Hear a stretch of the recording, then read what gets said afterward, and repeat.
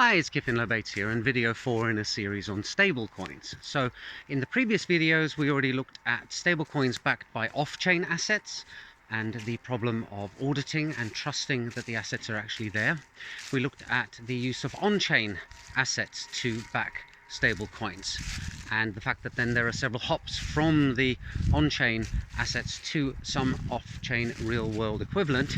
And today I'm going to look at a third mechanism for creating stablecoins, and the canonical example of this technique is the Ampleforth coin, and the name of the technique is the elastic supply system.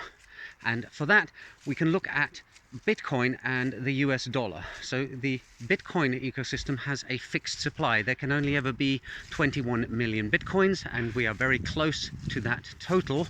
And as a result, if the demand for Bitcoin increases, then the price will go up because there's a shortage of supply. That's basic economics. And if you look at the US dollar, the fact is that the Federal Reserve can decide overnight that they are going to print another so many $1 trillion, thereby diluting the value of the remaining dollars. So if you happen to be sitting on a huge pile of dollars and suddenly the money supply is doubled, but you don't get a share of that doubling, then effectively the value of your dollars will over time drop to half of what it was. At least, again, that's economics in theory. Now, the elastic supply coin in the cryptocurrency world uses some of the features of decentralized finance and blockchains in order to try and capture the best of both worlds. You are trying to keep the price of the coin stable by either issuing more of the coin if its dollar value goes up, and similarly to you burn some of the existing coins if its dollar value goes down, and then you rely on supply and demand curves in order to bring the price parity between your coin and the US dollar back. So an example of this is, imagine that the Ampleforth coin is worth $1 at the moment and you buy 100 of them. Now you have 100 Ampleforth coins worth $100. Let's say on the open market the price of an Ampleforth coin suddenly jumps to $2. Now there is no longer parity. One of the neat things about tokens on the Ethereum system is that you can write the contracts to mess around with the balances, because the balance is held in the contract. An ERC20 token contract, for example, is just a ledger within a ledger that keeps a record of how many of the token each address has. And so in the Ampleforth system, what happens is, if an oracle informs it that the price of an Ampleforth coin is no longer $1 but has, say, gone up to $2, what it does is it doubles the Ampleforth supply, thereby hopefully through market forces and people trying to make profit from arbitrage and so on, bringing the dollar price of Ampleforth back, it's a horrible word to say, Ampleforth, by the way, back down to $1 per coin. However, unlike the US Treasury printing lots of money when the Federal Reserve tells it, and that money being put into the economy at the top, and the people with money in their bank accounts not getting any of that, the Ampleforth system makes sure that the newly printed coins go directly to the balance of everybody who's already holding it.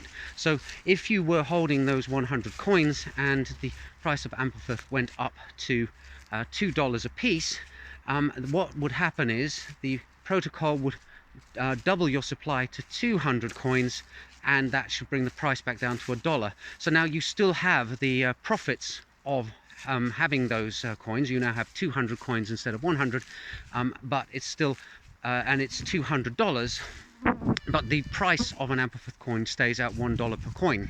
So you haven't lost out in the gains that you would have made if it had been a fixed supply traditional cryptocurrency like Bitcoin. On the flip side, if the price of Ampleforth drops from $1 to 50 cents, what the protocol will do is it will reach into your wallet and it'll burn 50 of your 100 tokens. So now you're only holding 50 Ampleforth, and that should bring the price back up to $1 per coin. Unfortunately, when that price change does happen, now you only have 50 coins in your wallet, so you have made a loss. So although the price of Ampleforth stays constant, or is meant to stay constant, when you look at the chart, it has actually remained fairly constant with a few blips and problems, for example, in I think June 2020 last year. However, the Downside is that although the price stays stable, the amount you're holding does not, and so you'll see your holdings fluctuate massively up and down if there's a lot of volatility in the system. So it's kind of, in my opinion, a bit of a fake stable coin, because yes, technically the price per coin stays fixed, and hopefully if it's not too volatile, then you have time to buy and sell with it and get out before any major shocks happen. The downside is if you hold it, you're exposed to the same kind of volatility as you would be with a normal cryptocurrency. It's just that that volatility is reflected in the number of coins that you have rather than the dollar value of your total holdings. Actually, the dollar value of your total holdings will change. It's just that the dollar value of an individual coin will stay fixed. So that's another system to try and create a stable coin.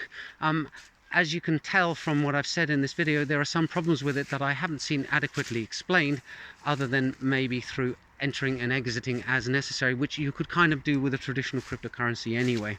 But nevertheless, it's still an interesting technique, and I'm sure it may have some uses. I could imagine that central bank digital currencies might use Ampleforth type mechanisms at some point in the future in order to get more fine control over the monetary system. But we'll see. Anyway, this video has gone on for too long. I am going to add one little thing, which is look out for a very short video in this series, the last one, the next one, which I'll post tomorrow, in which I will explain a new stablecoin I've come up with that has a fixed dollar price that never varies, doesn't have an elastic supply, and doesn't have any backing collateral. So look out for that. See you in the next video soon. Bye for now.